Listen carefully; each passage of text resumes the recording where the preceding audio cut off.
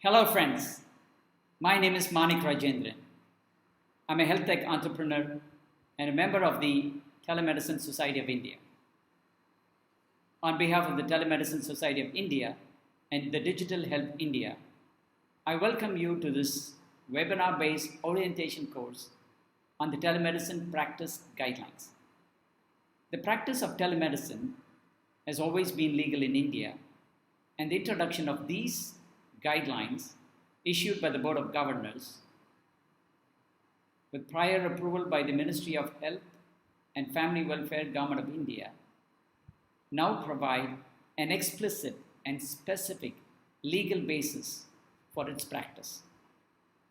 This has been done by including a set of clauses in Chapter 3 of the Indian Medical Council Professional Conduct, Etiquette and Ethics Regulations 2002 by an amendment dated March 25, 2020. As a part of this amendment, the Telemedicine Practice Guidelines has been included as Appendix 5 of the said regulations. This video is part of the study material that has been designed for your certificate of completion. In this video, you will see and experience 3 presentations by eminent speakers on how you can adopt the guidelines to your personal practice. Thank you. Welcome again.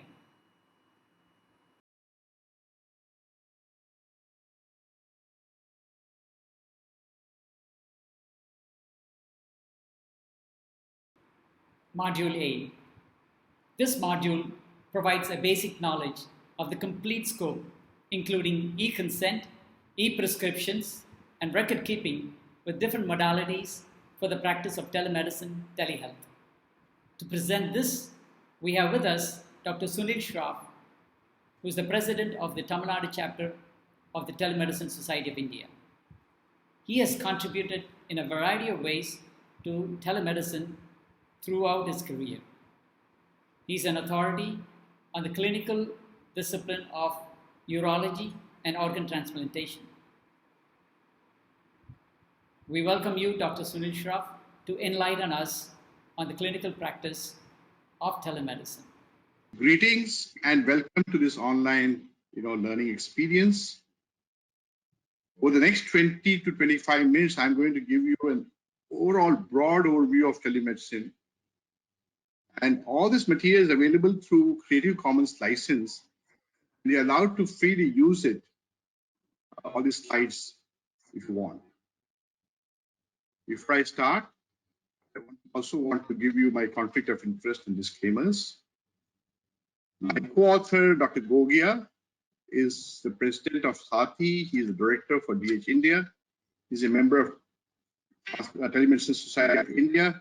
He's also a plastic surgeon. He's written a book on telemedicine. All the pictures are sourced from Wikipedia, medindia.net, of a site of which I'm an editor, and few third-party sources, and I give due acknowledgement as we go forward. So I'm going to cover broadly scope of telemedicine and telehealth, its evolution, type of telemedicine for practice, e-consent, e-prescription, opportunities and challenges. All my presentation will revolve around the board of these guidelines which have been issued by Board of Governors. So what is telemedicine? Telemedicine is the delivery of healthcare anywhere in the world by combining communication technology with medical expertise. In 2001, ISRO, our Indian Space and Research Organization, launched its telemedicine project. And much of the telemedicine development which took place in the initial years were due to thanks to the project from ISRO. It continues to be very active in this field even today. So before I start, you have to ask a question yourself. Hey, do we need telemedicine and telehealth? So with the advent of internet, it has certainly moved more power to the hands of consumers and has given them unlimited access to information. And this has led to change in the expectations both of consumers and the society at large to create a better user experience. So the arguments for something that is patient-friendly is strong, and telemedicine fits such a bill because it's very patient-friendly. It saves travel time to clinics. It saves saves costs of travel. There's no waiting in clinics, taking time off work. As far as clinicians are concerned, it improves practice efficiency, reduces overheads, and in this pandemic like COVID-19, which requires social distancing, providing teleconsult is good. It takes care of a lot of anxiety of the patients, and overall it is patient friendly, save costs, and brings efficiency. The guidelines itself call telemedicine as an enabler of healthcare, which gives access and affordability. For us doctors, teleconsultation is nothing new. Ever since the invention of the telephone in 1876, we have been doing teleconsults. There's an article in Lancet which came out in 1879. It said that telephones will reduce visits to the doctor's office. And the commonest advice a doctor is given on the phone perhaps is, "Doctor, I have a headache. What can I do?" Let's look at the evolution of telemedicine, a very fascinating evolution of the last 120 years and how far we have come. In 1906, the ECG was transmitted over telephone by a gentleman called William Itlow, and he went on to win the Nobel Prize in 1924. And the radio came up in 20s, television came up in 40s, and telepsychiatry started in late 50s. And teleradiology came in 60s, and then the email came in 80s, and when internet came, everything changed. Soon after, teledermatology started happening. Images were sent to the doctors. ISRO project came, and today we have high-speed wireless network available. Broadband is available, 4G is available, fiber optics are available. So this has led to a revolution in many industries, and it's also starting to happen in healthcare. We also moved away from point-to-point care to multi-point to multi-point. Other specialties which have used telemedicine includes wound care to look at wounds, how they're healing, intensive care, emergency care, rehab, pediatrics, cardiology, and we can monitor chronic diseases like diabetes, hypertension, asthma. The government of India has also released this app, which some of you may have it on your mobile phones, the Arogya Setu app. It gives you information about the COVID-19 pandemic, how to prevent, which are the hotspots, are you safe, those kind of questions. In 2001, the surgeons were very excited because it was, in that year, a transatlantic telesurgery was successfully performed on a patient who was in France by a surgeon in New York. He manipulated his arms, robotic arm, and this robot kind of performed a cholecystectomy. And this operation, tele-robotic operation, was called a Lindbergh operation. It was named after Charles Lindbergh, who flew solo transatlantic in 1927.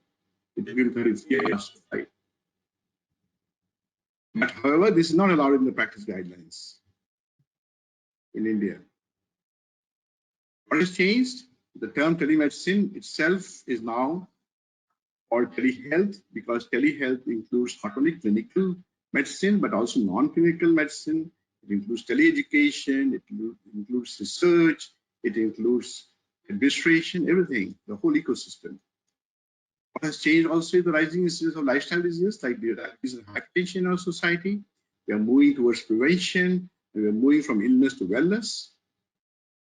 What is also new is the Ayushman Bharat scheme of Government of India. The government, hopes to cover almost 40% of the vulnerable population in India under this scheme for secondary and tertiary care. The wellness centers and EPSCs will come up. New technologies are already here, the artificial intelligence, Internet of Things with 5G coming, We have wearables. Many of you must be wearing smartwatches, tracking, your diet, your exercise, how many calories you burn. And then the drones. Drones can supply medicine, vaccines to remote locations. And this is all converging towards a lot of information and towards digital health. Of course, now we have the national practice guidelines. What has also changed has been, this argument that, telemedicine impairs patient-doctor relationship. You cannot trust the patient. This is slowly fading away because with video teleconsults, you can establish a virtual relationship between the patient and doctor. And the guidelines say it is video consults, televideo consults are the closest to in-person consult in real-time interaction.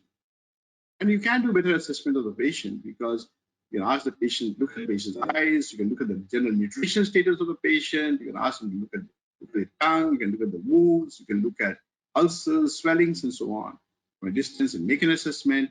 And you also have many peripheral devices which are getting available more and more for assessing the patient and monitoring the patients. And what really has changed everything in telehealth has been the arrival of this mobile technology, or so-called mobile health or M-health. And these mobile phones, these smartphones are handheld, very powerful computers because they combine voice, text, data, mobility with mobility, as well as they have an inbuilt high-definition camera, sensors, which of GPS, movement sensors, health tracking. They're ideally suited for something like telehealth. If you're challenged with the size of the screen, you can always use a tablet if you wish. There are some security issues as well, and we'll talk about it as we go forward. There are some common monitoring gadgets, and I would like to tell you about a few of these gadgets. This is a smart thermometer by which you can monitor the temperature of a patient. This is an ophthalmoscope, by which you can look at the anterior and posterior chamber of the eyes. This is an otoscope. An ENT surgeon can look at inside the external ear.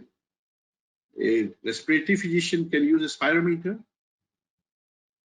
ECG can be tracked on smartwatches. And with the ECG, some of you may have heard of the STEMI project, which is being undertaken in many states in India. And this is something which, what happens in this is that if there is an ST elevation myocardial infarction, it's a very serious type of heart attack in which one of the major arteries of the heart is blocked, and this can be life-threatening. And the only way of early detection is immediate thrombolysis. So this is already being undertaken, but if this mobile phones, now that the ECG can be tracked, can be connected to, let's say, a remote hospital, and an ambulance can be sent, then many more lives can be saved. Telemonitoring for home healthcare is again another area which is developing very fast. You can a doctor can monitor a patient's blood glucose, they can monitor their heart rate, blood pressure, their oxygenation. They have suffered from sleep apnea, they can monitor that. In the US, it is by 2025, it's expected to be a $60 billion industry. And it is one of the fastest growing segments of telehealth services in many countries. It's replacing nursing visits with video visits. It is improving patient medication compliance and patient education. And this kind of close monitoring and treatment iteration can lead to lower hospital visits and costs, obviously. In fact, the government of India actually defined telehealth separately in these guidelines. And this, of course, will, as I said, will help with home health care and tele-ICU. It says that the telehealth is the review of and facilitation of health and health-related services, including medical care, provider and patient education, health information services, self-care, while the same using ITC. There are other interventions possible using mobile phone. By sending small text messages, you can do a behavioral modification, you can do behavioral health interventions, you can monitor patients, you can send reminders. And these are some of the good interventions which are being done already to stop to smoking and then weight reduction, alcohol de-addiction, educate for diabetes. You can monitor asthma, you can monitor diabetes, blood sugar levels, hypertension, chronic heart failure, and so on. lot of interventions with. So overall, telemedicine is an enabler. Telemedicine provides a promising alternative and supportive service for face-to-face practice care. What are the types of telemedicine? You can classify them as store and forward and real time. Store and forward is asynchronous, real time is synchronous, that is at the same time that telephone and video consults. Asynchronous can be sent by electronic format where the person reading it can read it in their own time and look at the reports. When you combine both store and forward and real time, you get hybrids. And from this, you get apps. Apps are nothing but software applications. Many health apps are available. They can be either on mobile phones or on your desktop or web-based. And also, of course, store and forward and real time both can be used for tele-ICU care and home monitoring. This is a cartoon to show you the real-time synchronous type of telemedicine and store and forward type of telemedicine, or asynchronous type via email, SMS, WhatsApp, and so on. And the store and forward, though looks very simple, it's a very elegant form of telemedicine and very powerful. And store and forward is very useful for transmitting very heavy images like from radiology. They can be compressed and sent. From telepathology, again, they can be compressed and sent from one location to another location for reporting. And as a doctor, you can use it for follow-up consults, refill for medication, and for scale opinions. The guidelines also talk about the purpose of teleconsultations for first consult, follow-up consult, emergency consultation. First consult should be a video consult. And teleconsult itself can be for prevention, for diagnosis, for treatment, for patient education, especially for lifestyle diseases. And it is a discretion of the RMP what kind of consultation they want to give. They want to provide counseling, or they want to provide education, or will they wish to prescribe medication. It also implied an explicit consent. And when a patient seeks a consultation over the phone or over the video, then it is an implied consent. Whereas when a caregiver or RMP seeks a consult for a patient, then this is an explicit or explicit consent. RMP must record this consent in the patient records and preserve the documents. This is very important. Documentation is extremely important. And a caregiver could be anybody, like a family member or any person authorized by the patient to represent the patient. And an explicit consent can be taken either verbally, it can be taken by the SMS, email, or video. It's mandatory to say that for the patient to say, yes, I consent to avail consultation via telemedicine, just like the picture seen on the left. You can also have an interactive consent form by mail or through web link. And in this, it can be done very easily by just checking some clicks. And it's a little bit more seamless. These are some case scenarios which I have brought for you. You will have a mother seeking teleconsult for a child. In this situation, the consent of a child is not necessary, as long as there is a proof that she's a mother. You will also have a situation where a patient is incapacitated, and an RMP or caregiver wants to have teleconsultation on behalf of the patient. So as a provider, as a doctor, you may have some dilemmas whether you can give it or not. So these are various kind of situations. If you are not sure, and if you don't know the RMP, you should suggest that they go for in-person consultation. However, if there's a prior relationship with RMP or caregiver, you may proceed with some caution. If you don't know the RMP or caregiver, but there is an absolute emergency, then what do you do? As the guidelines say, that you take or give some life-saving measures advice only. So when this kind of explicit consent is there, when you're given, you should document this type of consultation more and more carefully, because you never know, who can bite back.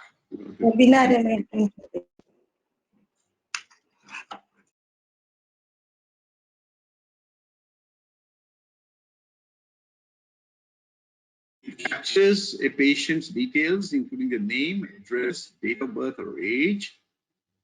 And then it also captures the details of RMP, the registration number, the contact details. It captures the purpose of consultation, like it could be headache, symptom or condition. And it also takes care of privacy issues of the patient. It talks about it, how it will be preserved, and with the confidentiality issues. So this kind of consent form can be used in practice.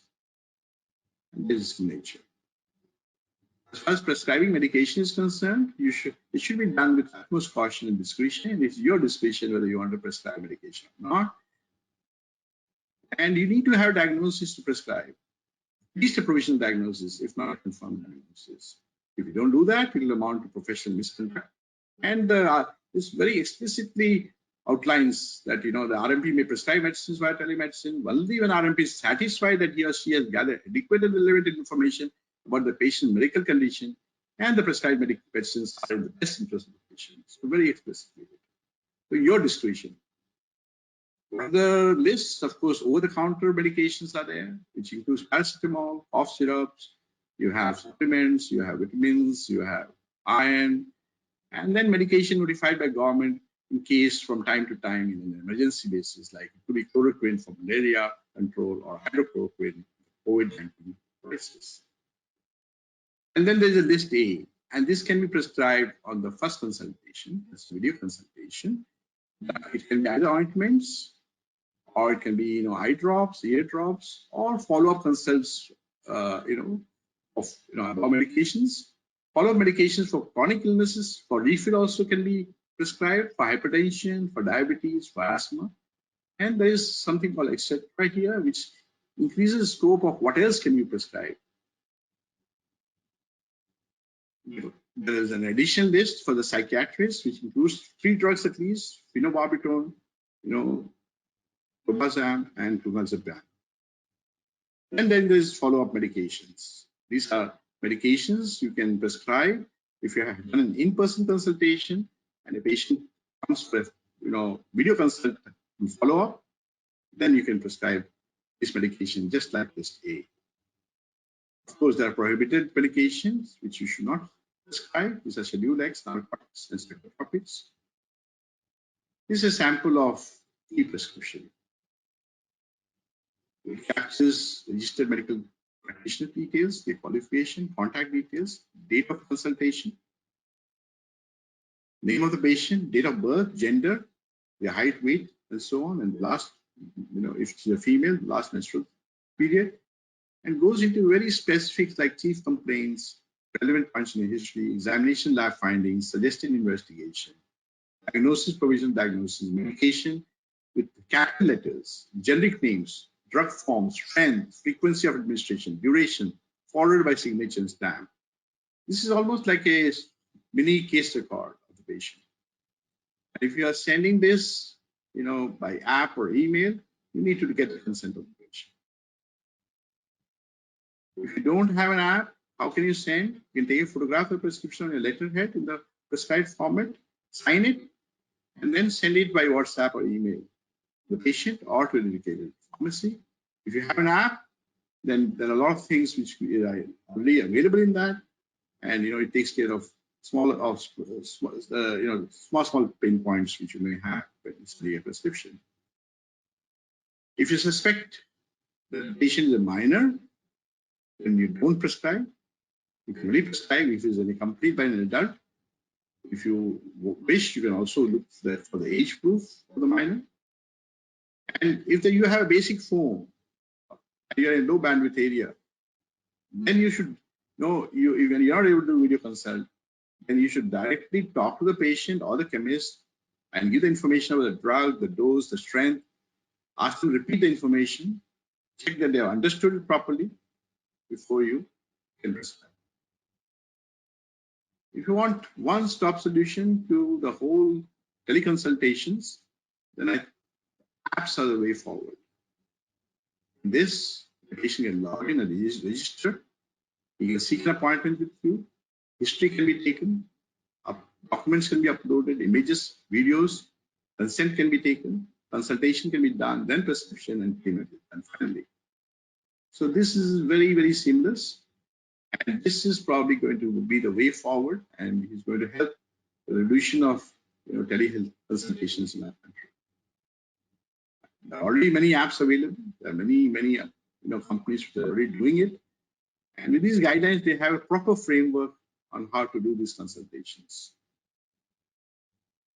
If a patient wants to send the X-rays, CT scans, and so on to the doctor, how can they do it? You can advise them to use a desktop flat screen monitor and set the white background on the monitor, place the X-ray on the monitor, click with a smartphone, save it as a JPEG file, and then send the file, on WhatsApp or email. This is a tip for my co-author, Dr. Bhogia. How to set a screen how to set a white screen? All you need to do is put your PPT in a full screen mode, and then you can get a white screen. There are challenges of telemedicine, and there are some obvious problems, and there can be problems that can affect your decision making. Hello. The patient may, visit a website which is not validated by experts. The information can be either less or it can be wrong information, or there can be too much of information, and a patient can walk in with confused with sheets and sheets of paper, and that can be a pain for you because he has over information and he's also confused. There can be also misinformation when you're typing on your mobile, because with the autocorrect feature especially, mobile can drop, type wrong words, and this can be a cause for embarrassment and misinterpretation. So be careful. The solution is ask a patient to refer to health websites that subscribe to ethical standards for publishing. And once this ethical standard is that the site needs to have a HONCODE certification. Always double check your messages before pressing the submit button to avoid errors. Other constraints in teleconsultations. Most patients will find health information or search for a specialist by typing on the search engines. And some patients can find a number, your mobile number, and can ring you on odd hours, wake you up in the middle of the night. You end up being on call 24/7. And your privacy may be revealed or compromised. The solution is to give explicit instructions so the time you're available. Create, a homepage for yourself.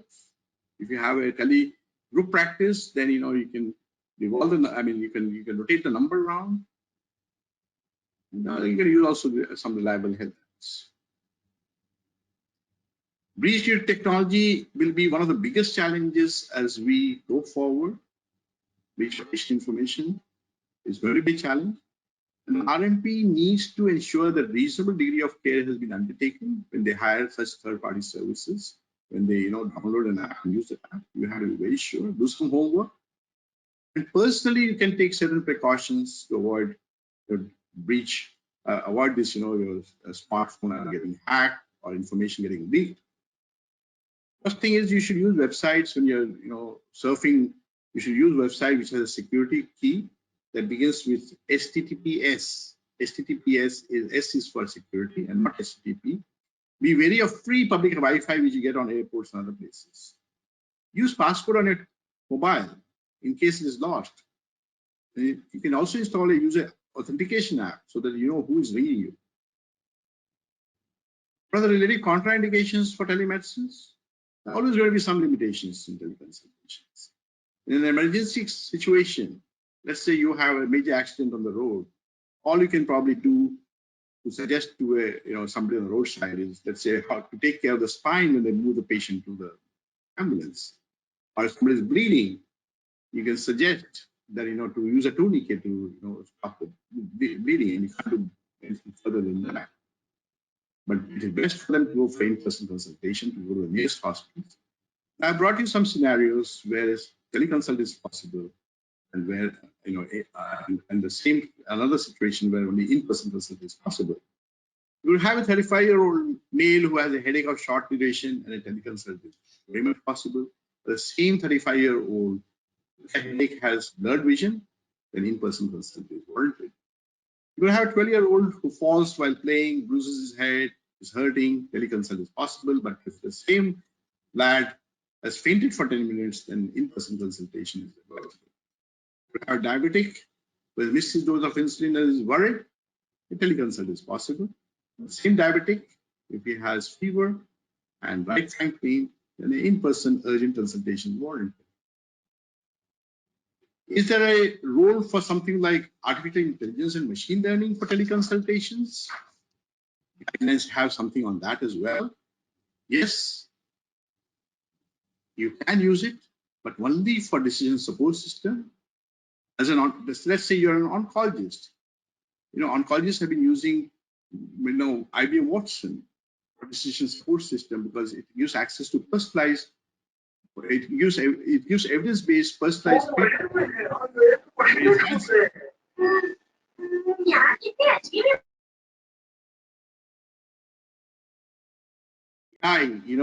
To directly counsel the patient through chat box and start giving treatment through AI to prescribe medication. Because these programs are already available. What you can use artificial intelligence for is for creating precision medicine, because artificial intelligence will connect many data sets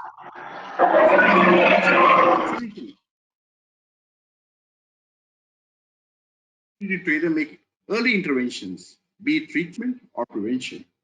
So, in India, we have a high incidence of diabetes. And diabetes is one of the commonest causes of preventable blindness in the world. India has over 6 million diabetics, moderate to severe diabetic retinopathy. However, there are only 15,000 ophthalmologists. We can use AI for screening of fundus and identify patients who require early interventions to prevent blindness. So this is where AI will be used. This is one of the cases which WHO is looking for global solution for that. It is already using for screening of fundus in many countries. I'm going to give you some examples of use of telemedicine in my own practice. I use it for a lot of second opinions. Patients write to me asking me for advice on cancers, whether on certain sometimes personal things. I also use it for follow-up consultation. I have a case here where a lady who's been treated with UTI, who's in Andamans, is asking me if because she's suffering from the same thing again, and she's asking me whether she can use the same medication, and she sent me the prescription as well, which I wrote. Another patient verifying something similar about whether he can continue the medication. Use it also patient to discuss cases with my postgraduates who are practicing, and they post a case, and we discuss it, and they come back to tell us what they've done. The reason I brought this case history also is to show you that I have removed the name and the photo of the patients in the first, second, and fourth, WhatsApp, these kind of screenshots. But I have not removed the name of the patient in the fourth one, third one, and this is wrong. So the Data Privacy Act also wants you to keep this anonymous, especially if you're sharing such information on the net. You should make it anonymous. These are some do's and don'ts to follow when you do video consultation. If you're using an app or a system for the first time, don't try it on a patient. Try it yourself and be comfortable with it.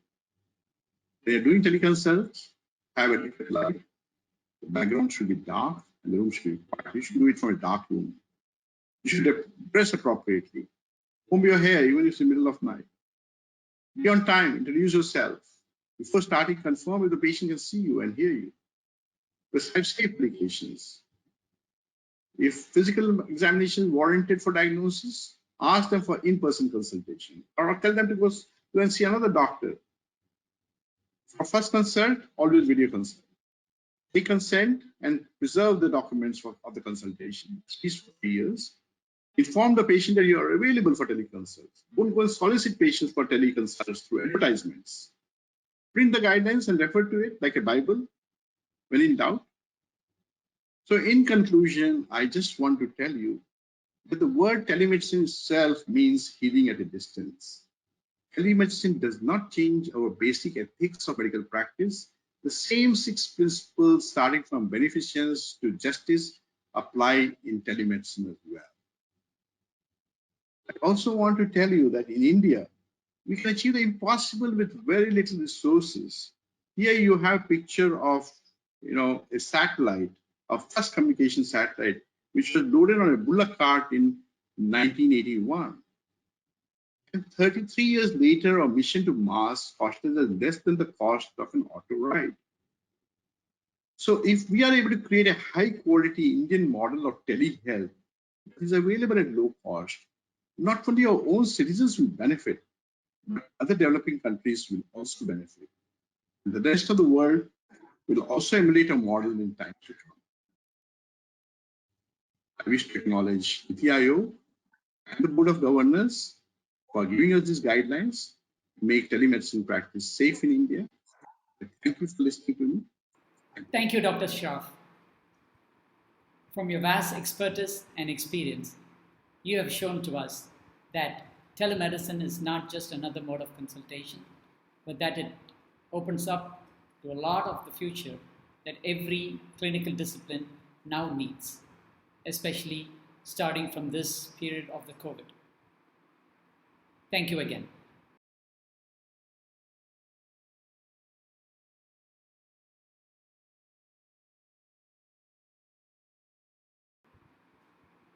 Module B. This module provides a basic knowledge of the fundamentals of teletriage. In clinical practices, we are used to a number of protocols, including codes used in hospitals, like the code red, code blue, code black.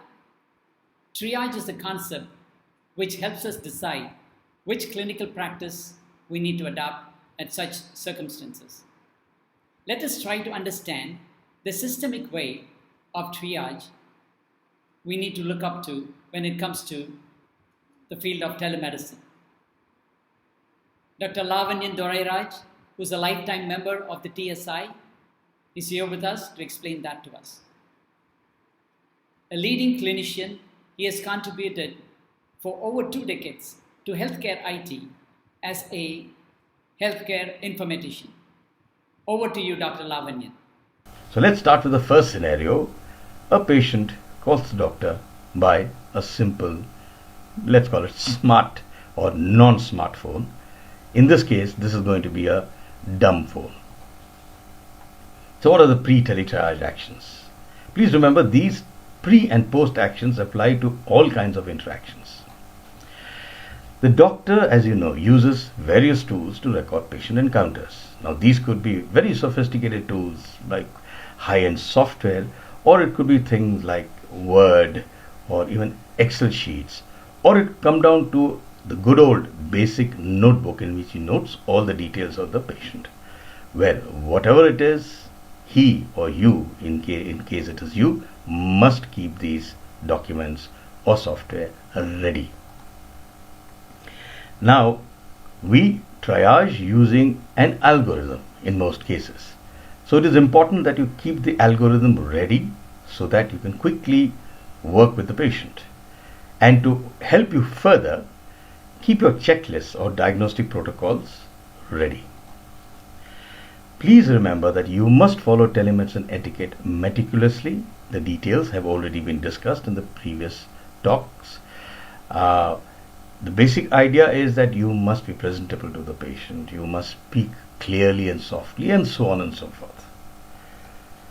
Moving ahead, now let's come down to the actual teletriage part. On picking up the call, note down the number, identify yourself, and ask the caller what his name is. And please do note down the time of the call. It is very important for you to identify yourself and also the patient. Now find out if the caller is the patient himself or is it a representative of the patient. This is important because then your actions are slightly different. And once you pick up the call, basically you could say something standard as follows. You are calling and requesting a certified medical professional for telephonic medical advice. I shall help you as best as I can. And then wait for the patient to say yes, because this then becomes informed consent. Of course, whatever you're doing, you could do in any language. There is no bar to languages on the phone. Then you ask him what his immediate problem is. If it appears that the problem is not life-threatening or very immediate, then take down various other demographic details. The details are given in the sample case sheet. Then continue with the teletriage to assess the patient. Now let's look at the teletriage workflow. But before we do that, let's understand that this triage workflow that I'm going to show to you applies to both GPs as well as specialists. Also remember that we will not discuss how to elicit clinical details, since clinical protocols for eliciting signs and symptoms leading to a provisional diagnosis are already known to you. We shall only discuss the process and expected results. So let's move ahead. The teletriage process. Now, the triage in this case, because it's a generic process we're talking about, could be with voice plus data, or audio visual plus data. Now, do remember that the patient has already been identified, the doctor has identified himself, and the patient consent has already been obtained. What are the next steps? First of all, do you know the patient? Well, if you do not know the patient, the case is obviously a new case. But yes, if you know the patient, then in that case, the patient could be an old case or a follow-up case, as you call it, or he could have come with some other problem which makes him a new case. Well, irrespective of whether it's an old case or a new case, please assess the patient with the available data that comes to you, and if you feel that the patient is an emergency, then immediately advise him for some basic relief measures and guide him as to how to reach the closest healthcare system, the closest hospital, or the closest doctor where he can get care. Now, if the patient is not an emergency and it's a routine case, you need to assess and see whether the case is fit for a telemedicine consult. This is very important. You must not try and get a case which needs to be seen by you face to face to be given telemedicine advice. So you need to assess this. Once you've assessed, the case could either not be fit for telemedicine consultation, in which case you simply give him some health education and refer him or her for an in-person consultation either to you or to the nearest doctor. If the patient can be seen via a telemedicine consultation, then this is what you need to do. First of all, if you're a GP and you feel it's a specialist case, then please refer the patient to a specialist. On the other hand, if you are a specialist and you feel that it's a routine GP case, do not see him. Instead, advise him to be seen by a GP. Then, if it actually is a new case that is fit for telemedicine consultation, this is what you do. This case is where you do not have video conferencing, you're just using voice. In such a case, what you do is you give him health education, counseling, and medicines from the O group. Now, what is the O group? You've already been explained what it is. It is also given in the Telemedicine Practice guidelines. Please do go through the guidelines. You can clearly see all the drugs that can be prescribed to this patient. Now, if you do have video conferencing, you can in addition give medicines also from the A group. Alright, so what if the case is an old case? Well, in such a case, whether you have VC or not, if it's mostly for refills, then health education counseling as usual needs to be done, and you can give medicines from the O and the A group, and also if you wish to optimize the medications, you can add medicines from the B group too. So that, in short, are the three separations that you do, or the triage you do, of a patient who comes to you via a telemedicine consult. Now, this, as you know, this document, Telemedicine Practice Guidelines, is a living document, and as people ask for certain changes in the medications or so on and so forth, the changes are made if found fit.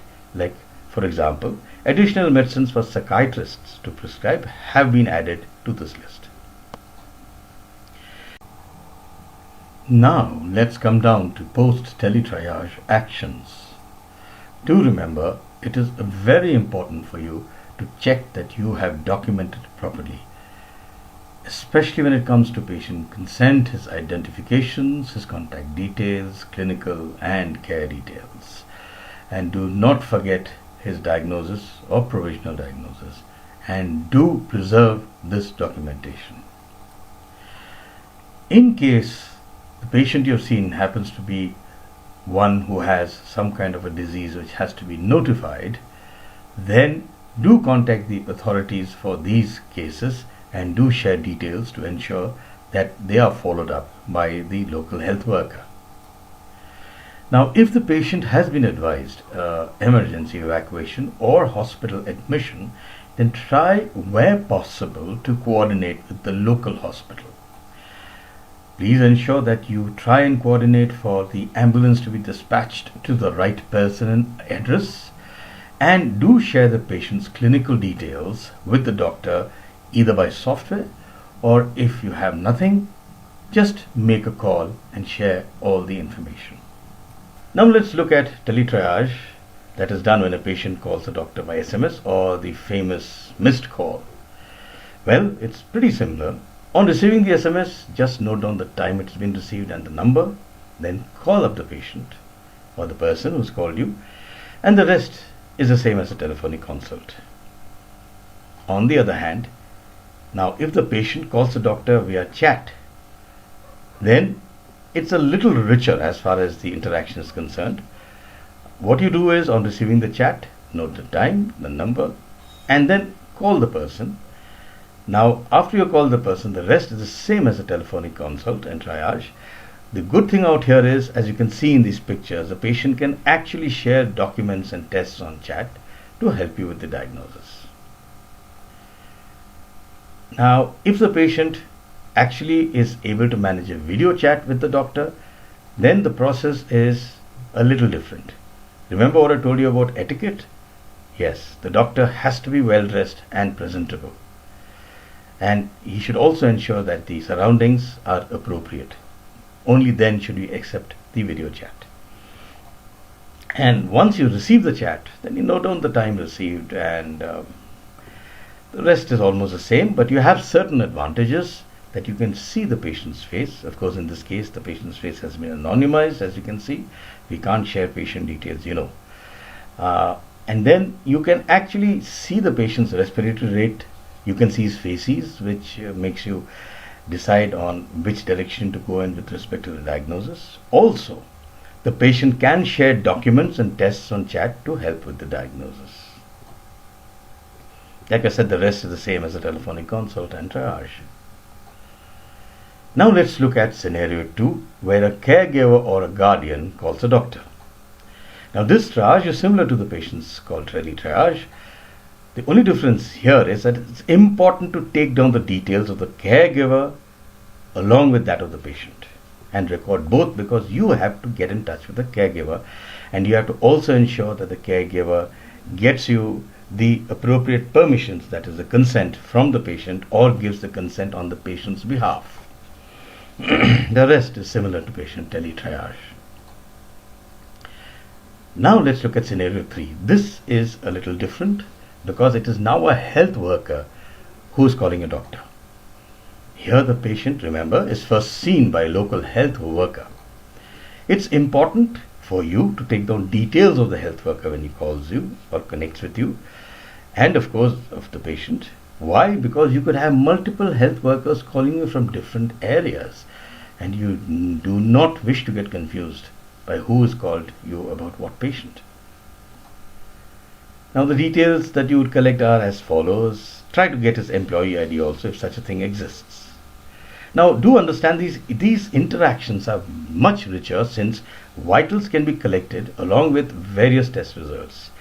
Also remember that there is a certain component of touch and feel out here, because a local medical person, the health worker that is there, can carry out the doctor's activities as guided by him, And he can even carry out very sophisticated activities like ultrasound, echocardiography, and so on and so forth. Of course, ECG is very routine, but these complex tests can also be carried out when he interacts with a specialist. Of course, he would have to have sophisticated software tools. Do remember that government rules or state rules apply, because he cannot do these sophisticated tests unless he is being authorized by the local government. The rest is similar to teletriage. And then we come down to the last scenario, scenario 4, when a doctor calls a specialist or he calls one of his own colleagues. Now, this is basically used to contact a specialist or a colleague for a patient who's in an ER or a ward or an ICU or even possibly in a PHC. Now, remember one thing. Both you, the doctor who's calling the specialist, and the specialist are extremely busy people. You cannot afford to waste time. In other words, before you start, keep the patient's age, gender, comorbidities, hospital details, if he's in a hospital, vitals, lab tests, all the information that you wish to pass on to the specialist so that he can answer your question. And also keep your specific question ready.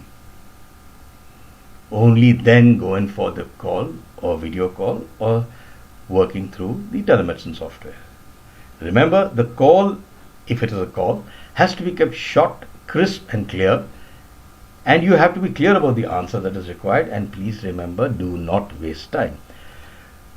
Call up the specialist, identify yourself and state the question like, please advise with respect to patient Mr. ABC, whose findings are as follows, blah blah blah, and I need to know, say, the line of treatment, or say, should I change this drug, or say, should I transfer, and so on and so forth.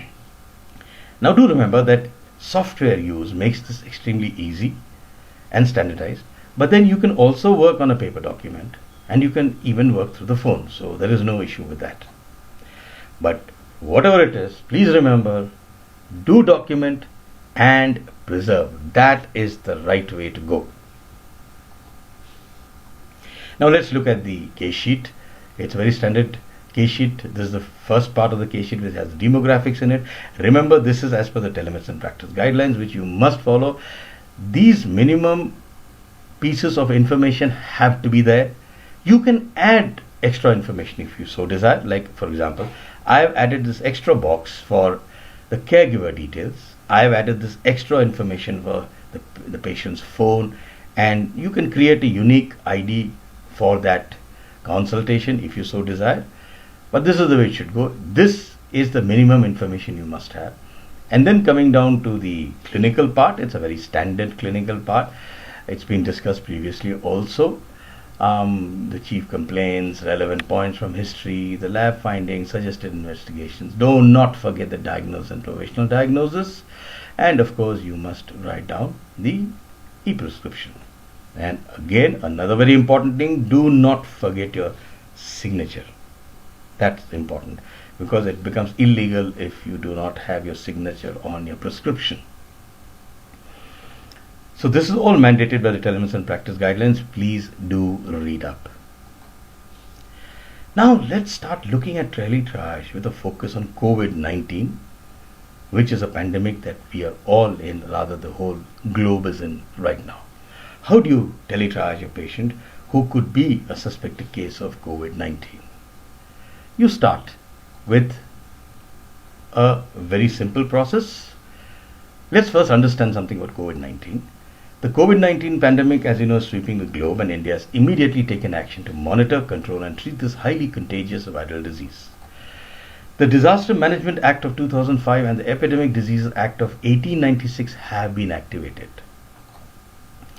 Now, every doctor has to notify the local control rooms at district level of any suspected or confirmed case of COVID-19, as it is a notified disease under the Act. For advice, please go down to this URL. Don't worry, I'm going to give you a copy of this presentation. The URL is given at the end of this page, and you will also find it with some of the other websites. but please do go through this. It has the telephone numbers and contact details and so on and so forth. Now let's look at how we start. We obviously need a checklist. I'm going to give you a sample checklist. You can use this. A copy is also available to you. Now it's a big checklist, but it makes your work easy because you can quickly go through it. Of course, you start with the standard greetings. I am Dr. So-and-so and working at so-and-so center. And you must say the standard things like you're calling and requesting a certified medical professional, blah, blah, blah, and wait for him to give you his consent. And then make sure that you can get the telephone number and his name, and then ask him for his immediate problem. If you think it's not an emergency, then you can go down, to the next part, which is where you ask for the address and so on and so forth. Don't forget the PIN code, because a lot of coding and statistical analysis is done using the PIN code. Then you start with the actual COVID-19 protocols. You start by asking about the fever, cough, diabetes and hypertension if they have, and so on and so forth. An important part to ask for is does he have any difficulty in breathing? So how do you check, suppose you're on the phone, to find out whether he has difficulty in breathing? Yes, you could hear him panting, but a simple method is ask him to take a deep breath and count till 30 without inhaling again. Now when he does that, keep listening. If he can take it to 20 or 25 is okay. But if he's not able to even cross 10, then this gentleman or this lady has to be quickly taken to the hospital probably.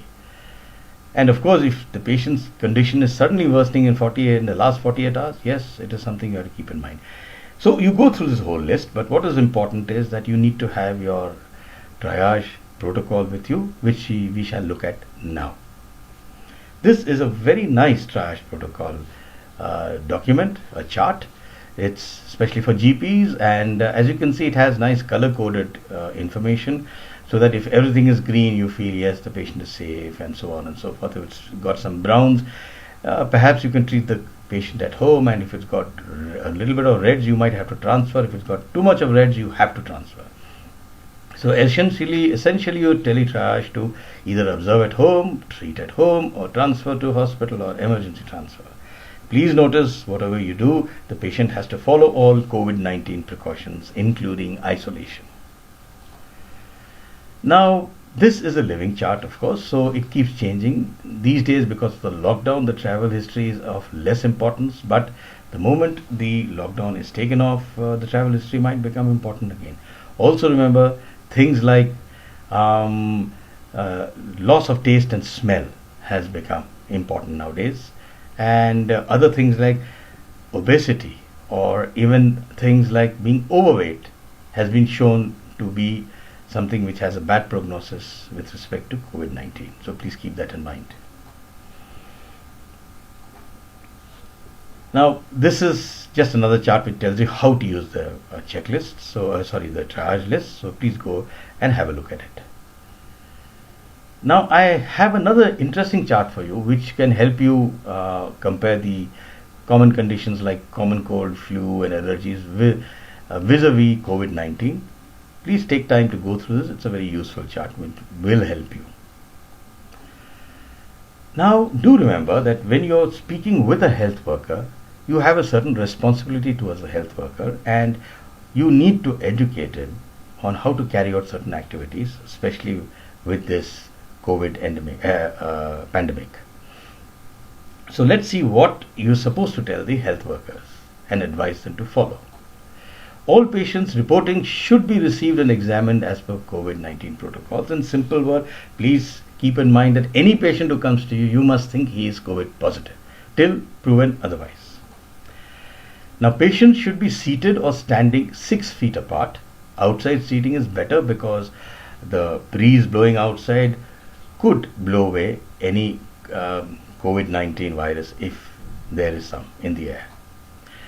And patients should be made to wash their hands with liquid soap, sanitizers on arrival. Going back to the previous point, do remember that seating a patient in a closed room or in an air-conditioned room is a no-no. Please don't do that. Even if you are so-called lucky to have an air-conditioned room, please open the windows, switch off the air conditioning, let the breeze blow. Give the patient a mask to wear wherever possible, or the moment the patient walks in, tell him that he must cover his mouth and nose with a cloth, hanky, or a pallu. No interaction should take place between patients, because patients tend to have this thing about chatting with each other. It should not happen, because now we know that even speaking to one another can transmit the COVID-19 virus. The health worker, of course, should have his PPE on. He should wear a mask, gloves, eye protectors, and a gown. His physical contact with the patient should be kept to a minimum, and he should see only one patient at a time. In other words, no crowding of patients around the doctor, which is a common thing that we tend to see in small clinics and PHCs and small hospitals. So please be careful. A telemedicine consent form is a mandatory requirement, but please ensure that it is not contaminated. The guy who uses his pen or he holds the paper, he shouldn't contaminate it. Please take necessary action for that. And if there's a worst case scenario where you're unable to take a consent, please take a picture of the patient with a thumbs up like this, so that you can say, yes, the patient gave his thumbs up, he's willing for a consult. All equipment should be sterilized as per standard protocols. After each use, disposables to be disposed of as per biohazard protocols that are in vogue. Please see the reference section and also below.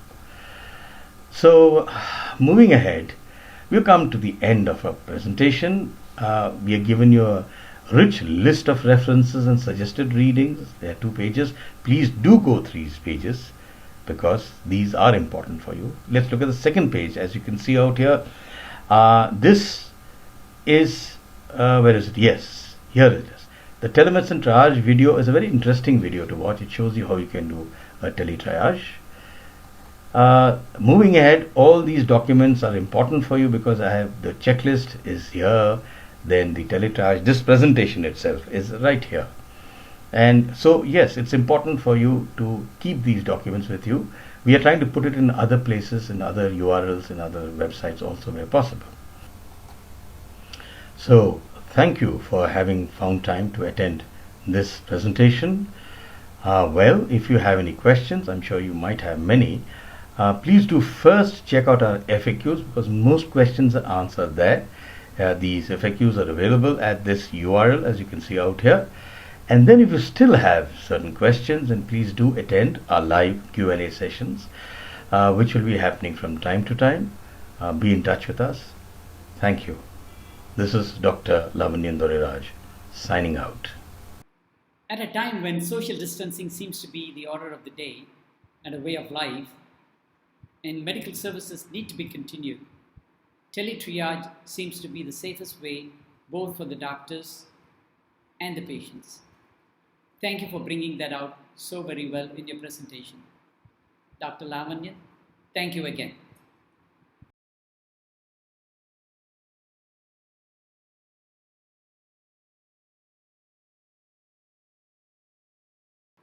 Module C. This module provides us with a basic understanding of the telemedicine practice guidelines per se and its legal implications. We have with us Ms. Mishika, who is the counsel for the Telemedicine Society of India. She's going to help us unravel and walk through this legalese. Over to you, madam. Welcome, everyone. I will be guiding you, or I'll be providing you with a basic overview of the legal aspects of the telemedicine practice guidelines. At the very outset, I would like to stress the fact that these guidelines are in no way substituting the existing laws which are prevalent in the healthcare sector, or the ethical considerations which are already applicable to you as a registered medical practitioner. These guidelines are only coming by way of an enabling provision or tool for you to familiarize with the concept or with the practice of telemedicine, and actually look at these guidelines as a basic framework or as the Bible towards understanding how telemedicine plays out in regular consultation, and how you can actually follow the certain principles that have been provided within these guidelines, and imbibe them in your day-to-day practice to be able to practice in a safe and secure manner. The agenda for the first discussion will be limited to understanding the scope and applicability of the guidelines, to be able to understand the kind of interactions that can happen over a telemedicine consult, to be able to familiarize ourselves with the norms and protocols with a registered medical practitioner is expected to adhere to or comply with, to understand how and when you can actually generate a prescription in case of a telemedicine consult. And we will finally conclude by understanding the duties and responsibilities of a registered medical practitioner. The guide the major stakeholders in the ecosystem. They have defined one of the major stakeholders, that is the registered medical practitioners, as any person who is enrolled in the state register or the national register under the Indian Medical Council Act of 1956. With the implementation of these guidelines, now an RMP can actually indulge in practice of telemedicine across the state borders and the union territory borders. This was earlier difficult to achieve because you would have to move from one state registry to the other. When you change your domicile, there was a requirement for re-registration to be typically followed in a certain manner. Now you can actually go beyond that, and there is no imposition on where the domicile of the patient or the RMP should be to engage in a telemedicine consult. Also, an RMP has been empowered with the right to actually go ahead and charge consultation fee commensurate with what you already do in the brick and mortar world.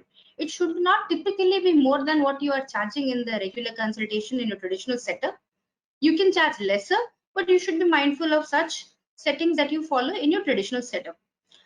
The guidelines have also provide for a mandatory course. As and when such course becomes notified, you as an RMP will mandatorily have to undergo that course should you choose to practice telemedicine. And once you have undertaken that online mandatory course, you will have to qualify the course to be able to practice telemedicine. In the absence of such a notified course in the current time being, you are supposed to look at these guidelines and function or accept telemedicine in your practice while adhering to what is already prescribed within these guidelines. Certain elements have been excluded from the scope of discussion within these guidelines, and they have been highlighted here. If you look at the first two aspects, which deal with specifications for hardware or software and data management systems which an RMP might choose to use in his or her own telemedicine practice, since there is an involvement with IT and other data protection laws, the guidelines do not specifically lend a helping hand or guidance in respect of these two provisions.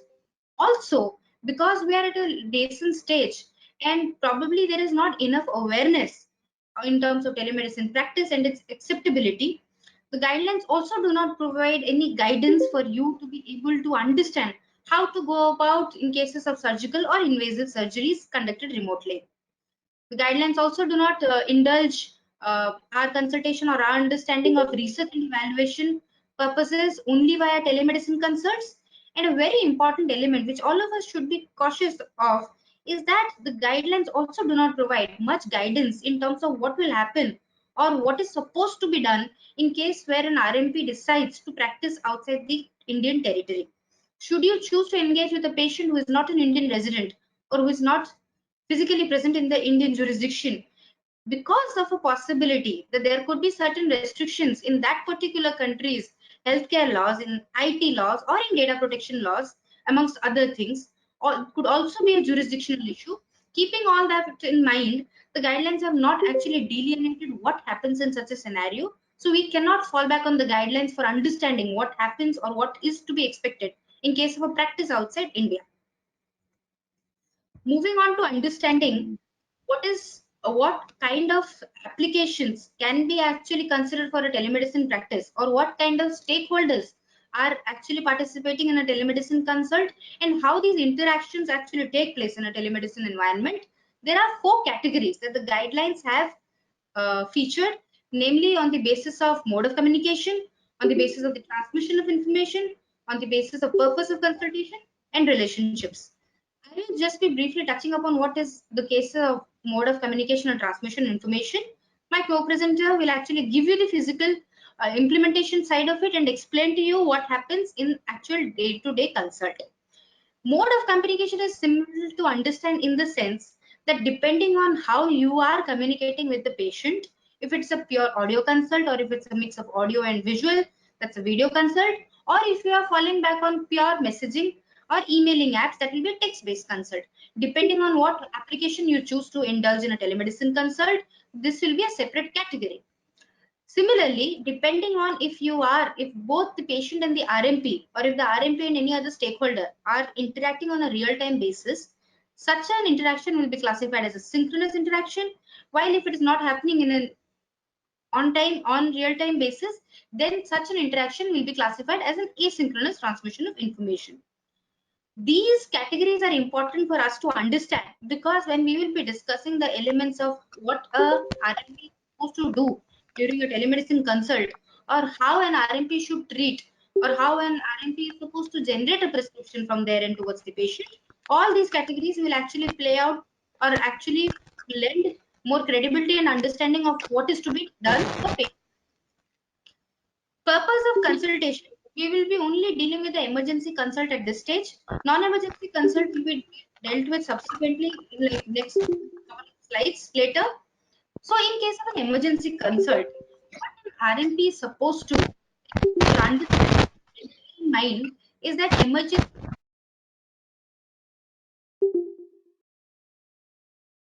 an emergency consult is supposed to be an emergency consult when the RMP realizes that there is no alternative in-person care that the patient has access to at that point of time. So what an RMP can do in such an emergency consult is, an RMP may go ahead and provide first aid, may provide life-saving measures, and has to conclude or disengage from that particular emergency consult by advising or by referring the patient to an in-person consult to an RMP who is locally available at the earliest. So this is what an RMP is supposed to bear in mind in case of an emergency consult. The guidelines have also noted the fact that an RMP not necessarily engages with the patient directly. It could be involvement of other stakeholders like a caregiver, a family member, an attendant, or a friend or a colleague of the patient, or for that matter, because of the relevance or the prevalence of so many health and wellness centers, it could also be a health worker that the RMP engages with, or to understand the case history better, or to understand how to actually treat the patient better. If an RMP engages with another RMP, that is also a type of relationship which could be created in this telemedicine ecosystem. All of this is beautifully explained within the telemedicine practice guidelines, and I urge each one of you to go back and read if you have not read them so far. Go back and understand, familiarize yourself with all these tenets to be able to understand better yourself as to how to streamline your own telemedicine practice vis-a-vis present guidelines. Moving on to understanding what are the necessary practice guidelines or norms and protocols which an RMP will be subjected to under these guidelines, is there are certain or 7 factors which have been actually specifically entailed or enumerated within these guidelines, and each of these factors have been explained separately. We will also do the same thing, but one of the other elements which an RMP is supposed to be extremely careful of and be aware of is that an RMP is expected to exercise their professional judgment at all times. While these factors will lend you a better understanding of how to deal with telemedicine consult, what is of paramount importance is whatever you have learned so far in your own professional career, whatever is pertinent to you in your own field of specialty, you will have to use all that knowledge to exercise your professional judgment at all times.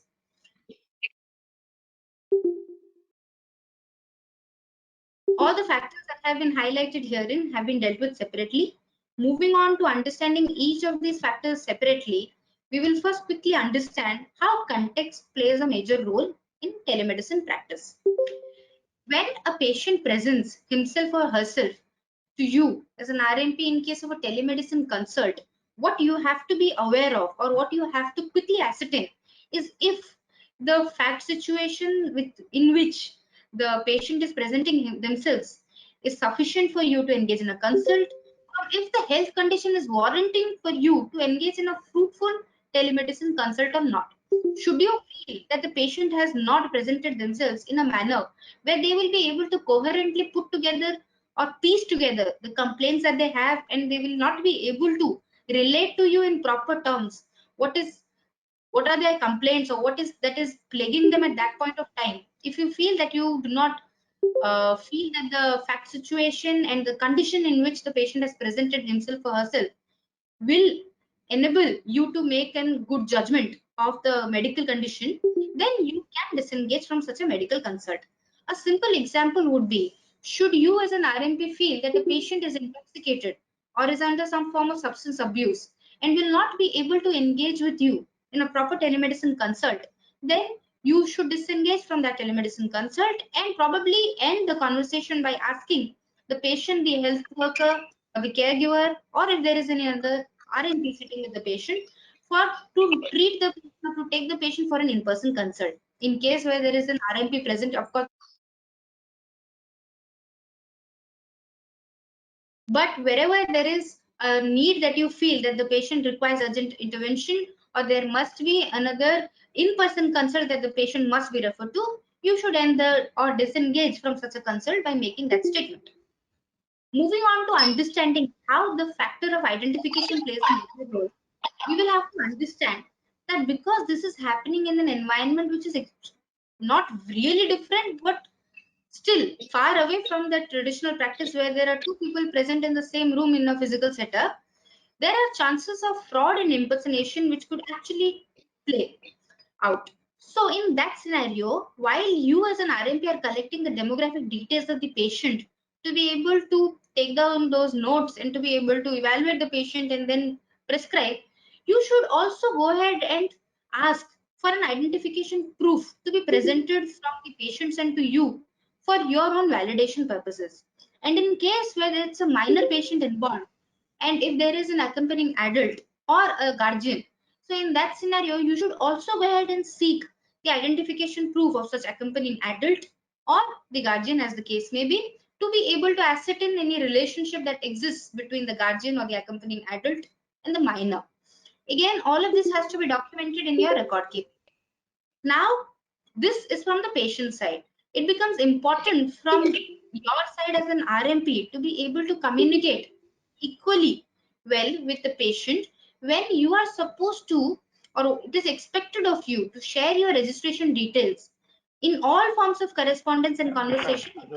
जैसे So, automatic camera automatic on हो जाता है, they can see us but we do not know. ऐसे कैसे share की तो ऐसे मेरी photo sorry for the trouble.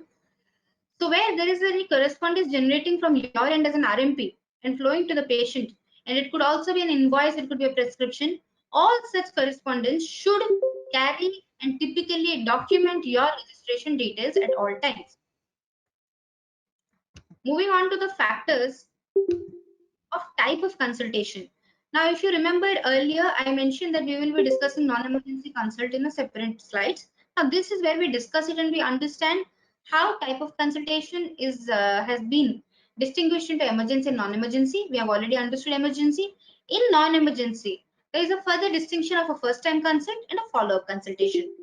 If you look at the chart which describes first-time consult, now, every time a patient approaches or meets or consults with an RMP for the very first time, it qualifies as a first time consult. However, again, if a patient goes back to the same RMP but for a different health condition, then that follow-up consult or that second consult will again qualify as a first time consult. Because if they also, whenever there are new symptoms which are not in the spectrum of the health condition that the patient has first visited the RMP for, then that second consult will also typically fall into the bracket of a first time consult. There's also a timeline which has been provided within these guidelines, in the sense that where my first consult is probably on said on the date of 1st of March of 2020 with the same RMP. If I go back to the same RMP, even if it's a not now new medical condition, and it could be for the same condition and no new symptoms, but still, if I go say the after the date of 1st September 2020, that is after the expiry of full 6 months, then in that scenario, the second consult, which happens after the date of 6 months of expiry from the date of first consult, will also lead to be treated as a first time consult. Also, where the RMP is not in a position or is unable to recall or recollect the context in which the patient had presented themselves to the RMP earlier, in the earlier consult, or where they're not able to recall the context in which treatment or advice was rendered by the RMP, then that second consult or that consult will also again qualify as a first time consult. Now, trying to understand what happens in case of follow-up consultation, what is important for here for all of us to remember is that when you go back and when a patient comes back to the same RMP within a 6 months period from the first in-person consultation period, that particular second consult. So the factors here are that the first consult should be an in-person consult and that the second consult should be within a period of 6 months from the first date of consult. Then in that scenario, it will be treated as a follow-up consultation. Also, when the follow-up is for the continuation of care and for the same condition. So again, if you see, if you map it against the chart that we have understood or discussed about first time consult is that the minute there is a new symptom or there is a new complaint coming from the end of the patient for the same RMP, it will stop being a follow-up consult and move quickly into the domain of a first time consult.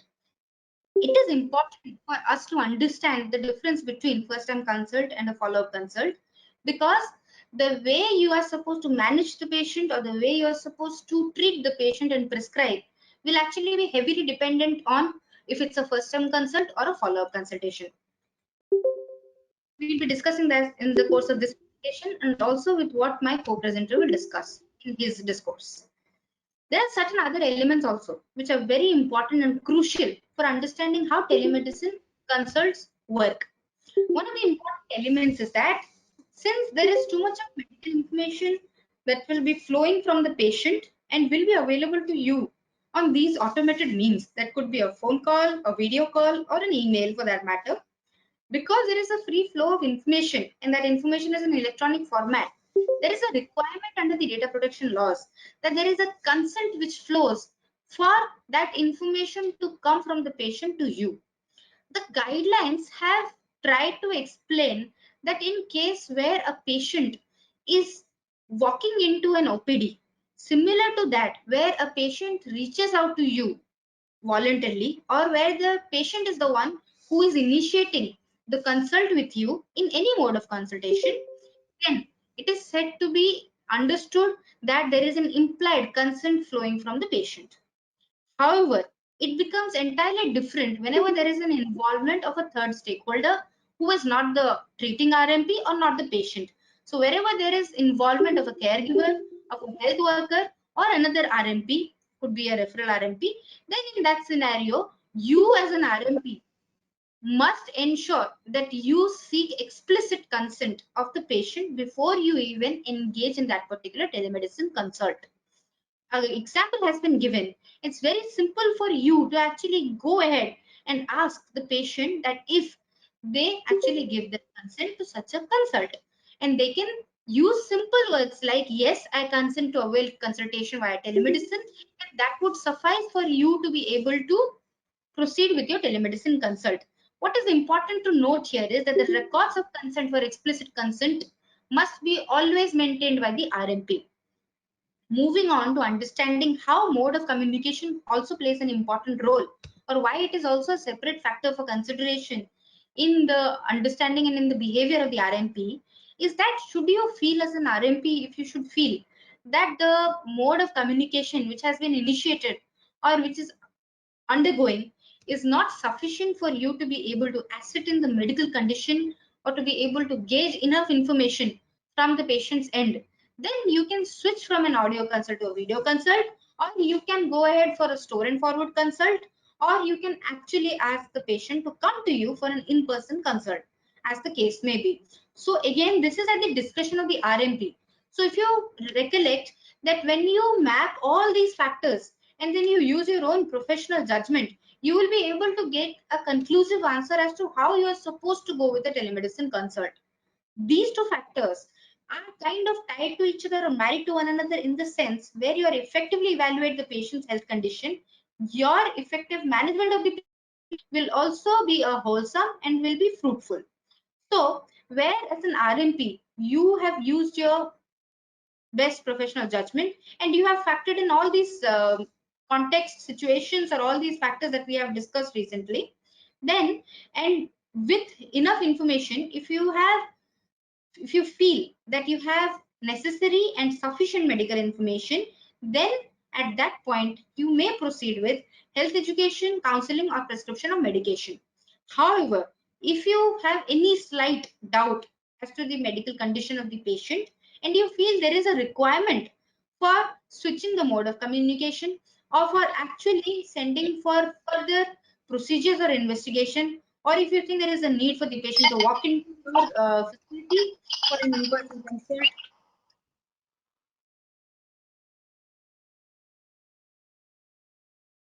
or where you think there is a requirement for a referral to be made, then in that scenario, you should not proceed with providing for a prescription.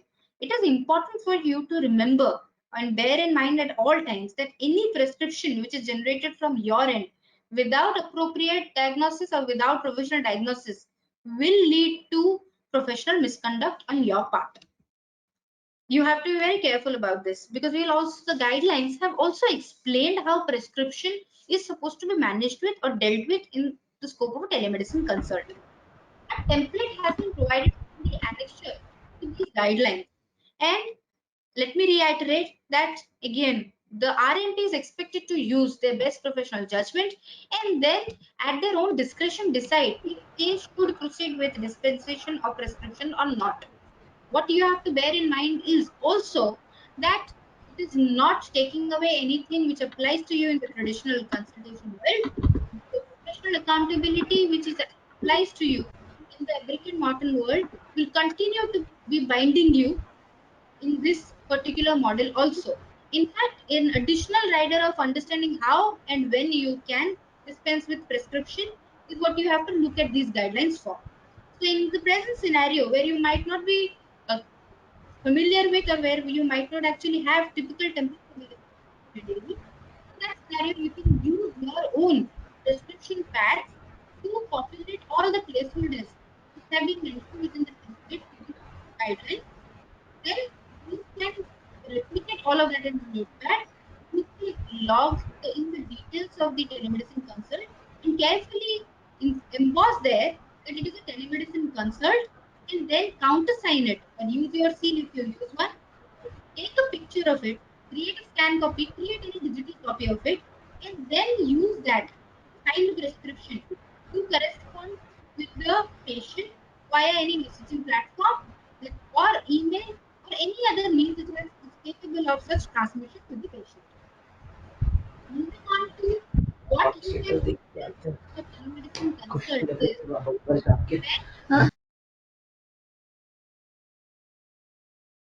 is where if you look at the guidelines have 4 separate lists which lend you guidance in terms of understanding which list you can tap into or which list you can prescribe in a certain mode of consultation or in a certain type of consultation. List O is the simplest of them all because it captures or it is an indicative list of all the medicines which are in general parlance referred to as the over-the-counter drugs. Distinct from this is the list A. List A is restricted in the sense that it is restricted to video teleconsults only and is restricted for re-prescriptions or refills in case of follow-up consultations for certain chronic diseases. Now, reiterating the fact that the lists are only indicative in nature, and like I've already mentioned that these guidelines are dynamic and they're a living document. They could be amended as and where the need or where there is a pressing need for it felt by the concerned authority. A similar need or situation arose recently where the psychiatrists came together, made a formal representation, and certain drugs which are required for the treatment of epilepsy have been also added to this category of list A. So we have to be mindful of the fact that the lists are only indicative in nature and they are not exhaustive. So again, you have to use your own professional judgment to look at the lists and to gain some insight or to gain inspiration and understand what or how you are supposed to curate these lists for your purposes. You are not supposed to tweak with this list, but you are supposed to understand from the indication that these lists contain as to what you should be able to prescribe over a telemedicine consult. List B much like list O, is not restricted to any particular mode of consult. However, it is also restrictive in the sense that list B is restricted only to follow-up consults. Again, this also has restrictions, so you have to go back to the guidelines, understand these lists, and familiarize yourself for your better judgment. Prohibited list refers to the Schedule X of the Drugs and Cosmetics Rules of 1945 and the drugs which are under the scope of the Narcotic Drugs and Psychotropic Substances Act. No RMP at any point of time in case of a telemedicine consult in any mode of consult can actually refer to this particular list for the purposes of dispensing a prescription. All the drugs which are captured under the prohibited lists are a strict no-no, and you cannot rely on this particular list for the purposes of prescription over telemedicine consults.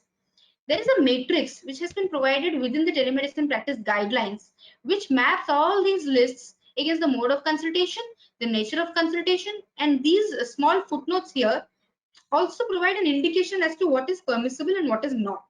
So I urge all of you to go back and look at this. If you see, let me reiterate again that the list group of prohibited drugs cannot be prescribed in any mode of consultation or in any nature of consultation. It has been highlighted here, and specific references have also been mentioned within the matrix, which includes anti-cancer drugs, narcotics such as morphine, codeine, etc. While etc. can be looked at to understand that it is an indicative list and not exhaustive, but you have to read etc. in the context which is predefined or which prefixes the situation where etc. is used. Please go back and look at these guidelines to be able to understand better. Now, we cannot stress enough, or we cannot understand, it is incumbent on us to be able to understand that whatever exists in the brick and mortar world will continue to prevail over us, and we are supposed to be bound by all of that. However, additional riders have been placed within these guidelines. Certain guidance or certain examples of actions which could actually lead to professional misconduct have been highlighted within the scope of these guidelines. One of them is that when you or when the patient has actually displayed or expressed their desire or willingness to come to you in for whichever facility you are available in, or to your chamber for an in-person consultation, then you as an RMP cannot stress or cannot force the patient to see you over a telemedicine consult only. That would lead to professional misconduct. Having said that, and moving on to understanding, ಸರಿಗಿಲ್ಲ ರಮೇಶ್ ಇದ since a lot of this is taking place, voice ಇಲ್ಲ broken.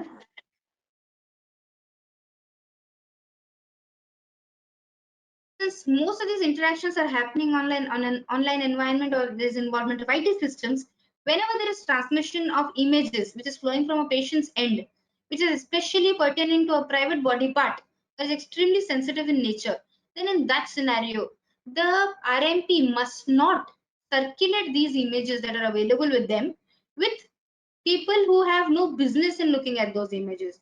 Unless and until you need to share that image with another RMP or a referring physician for the purposes of understanding the case better and for the purposes of education, counseling, or prescription to be generated towards the patient, you are not supposed to freely share this image, or for that matter, share these images or post these images on social media.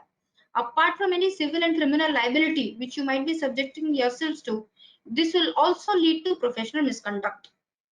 Also important for you to understand is that as an RMP, you cannot proceed with advertising your telemedicine practice, or for that matter, actually offering inducements to your patients for the purposes of switching to or coming onto your telemedicine practice platform. That will also lead to professional misconduct. And like we have already discussed, if you refer to the specifically restricted lists for the purposes of prescribing medication, then that will also amount to professional misconduct. Coming to the last leg of our discussion in this legal overview of the guidelines is, we have already discussed this, and I will reiterate that like in the brick and mortar setup, you are strictly required to comply with the Indian Medical Council Professional Conduct, Etiquette and Ethics Regulations of 2002, very much And in fact, as much as you have been acting in adherence to the principles that are codified there, which are legal provisions and are also ethical considerations, those provisions will continue to apply to you regardless of your telemedicine consult. Also, what is incumbent on you is that you're supposed to comply with the data privacy and protection framework. Now, while most of you might be thinking that as an RMP, it is not for you to look ahead and look at the laws and understand it, sadly, ignorance of law is not an excuse. So, if you understand or follow whatever we have discussed so far, and if you act in compliance with these guidelines, then you have done quite a great deal or quite a great bit of complying with the prevalent data privacy and protection frameworks. Now, if you ensure that you are maintaining hygiene in terms of securing consent of the patient, in record keeping of conversations, correspondence, invoices, and if you're ensuring that all of this information, including any images which is flowing from the patient or any sensitive information which is flowing from the patient, if you ensure that all of this is held in an ecosystem at your end, which is protected, which is confident, the confidentiality of which is preserved, and there is no free or unauthorized access warranted to it, then you will be in compliance with the applicable laws, in addition to whatever is already prescribed under these guidelines. What you have to be mindful of is that in case you are engaging with a telemedicine platform, while the telemedicine platform will take ownership of most of these compliance requirements, you as the practitioner should try to replicate a standalone instance at your end or a backup instance at your end for your own safeguard and your own interests.